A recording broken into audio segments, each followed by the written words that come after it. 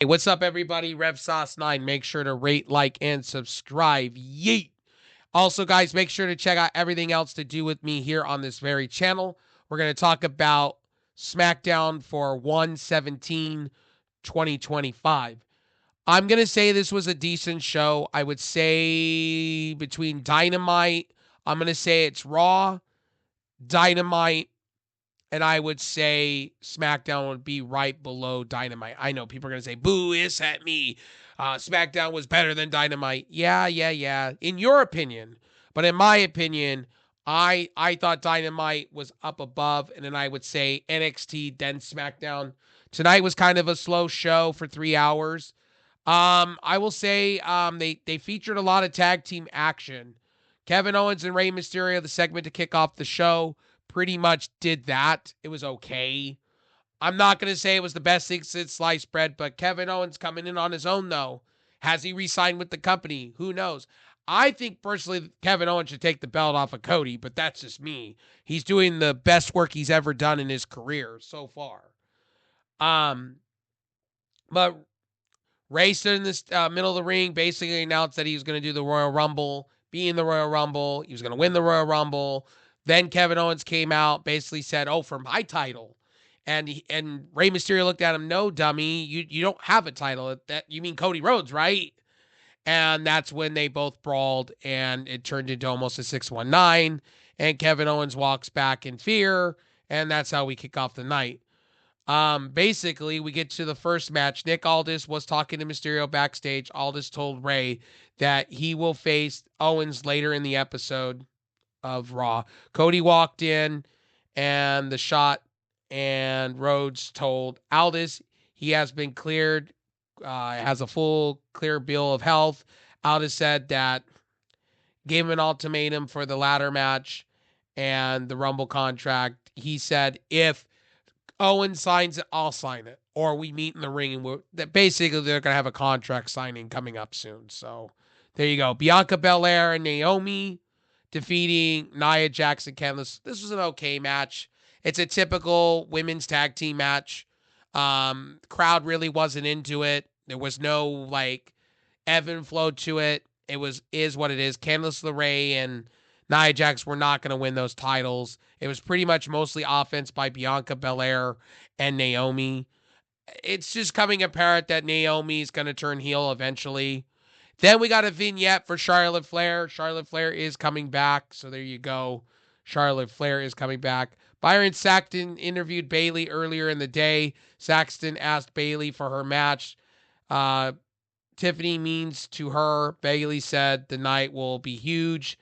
It wasn't huge. Bayley lost. And then Roxanne Perez, they show after the show's over that Roxanne Perez wants Bayley. Is Bayley just now becoming a performance enhancement talent, putting over talent? Who knows? But it'll be nice to see, honestly, Roxanne Perez and Bayley going at each other. Michin, let's talk about Michin. Michin pretty much on a warpath. And I like this kind of Michin. Michin is great when she's on a freaking warpath. BFAB basically in the locker room stood down and told Michin to keep her head up. But Michin eventually takes Chelsea Green down. Piper Niven and Chelsea Green enter and shot. And basically, BFAB basically said, you don't talk to her like that, and I have a problem with you. Piper Niven takes her glasses off and basically called her basically Maul Bart of the protection of Chelsea Green. They had a match. Jey Uso was walking backstage towards the ring. Jey Uso said his brother is getting a title match, so it's time for Big Jim to step up and try to get his. Jimmy's music hits and the camera. And honestly, I don't like the camera angles on SmackDown. I wish they would be doing more of what they do on Netflix. You could see the quality difference between Raw on Netflix and USA Network. You could see the quality difference. It's just okay. Jimmy Uso defeats Carmelo Hayes via DQ. Carmelo Hayes says, I take my shot. Honestly, Carmelo Hayes has been a jobber lately. Hasn't won anything and hasn't amounted to anything. I just feel like he's kind of a bust. We kind of went from him being that number one talent coming out of NXT to being a glorified enhancement talent, basically. Um, the Bloodline came in, starts beating up Jimmy. 4 little butt shots, basically, for little like cannonball or hip attacks to basically Jimmy Uso, and that was that. Jimmy got beat. Then LA Knight comes out. He gets squashed. Solo Sikoa, Jacob fought 2 segment. Jacob fought 2 pretty much. Man, when he talks on the mic, Jacob fought 2 is an awesome character. Honestly, Solo Sikoa was literally stone cold. He didn't know what to say or what to do. And basically, Solo Sikoa just stood in the ring and then Fatu handed Solo Sikoa a microphone. The crowd booed the hell out of him. Even before Solo said anything, he dropped the mic, took off his red jacket, and left through the crowd. Fatu stared at Solo. He walked away. Fatu didn't look happy, but when he did, Fatu picked up the microphone and basically said Solo dropped. Fatu screamed, "So this is what it's come to, huh?" And Fatu basically went on a huge rampage. Braun Strowman comes out.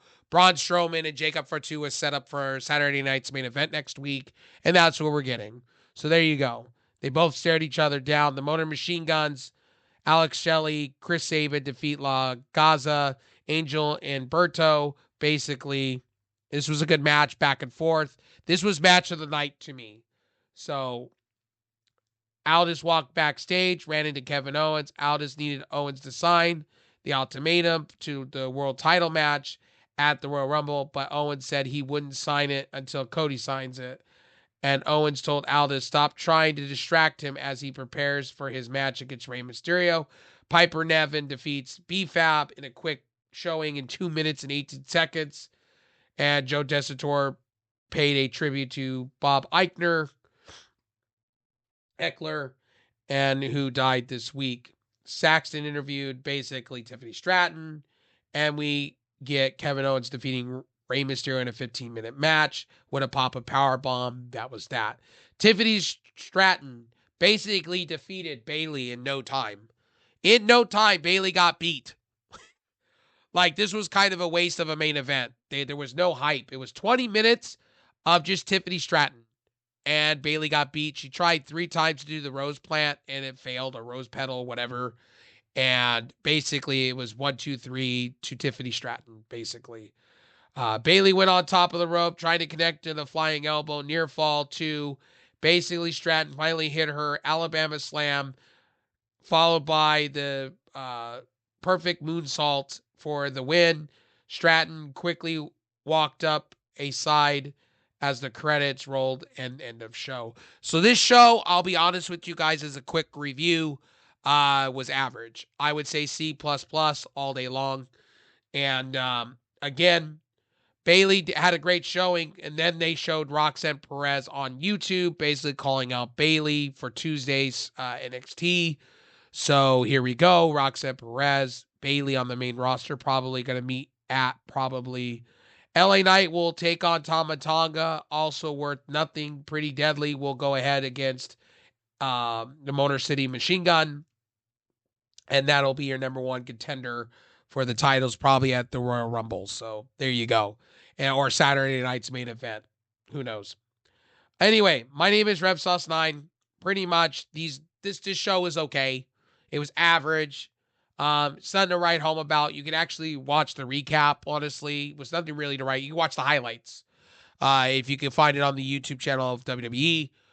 You could scam through it. It was nothing special. I felt Raw was better this week still. Second week of Raw, still on top of my board. I thought Dynamite was better than Friday Night SmackDown. But that was just me. Anyway, I'll see you.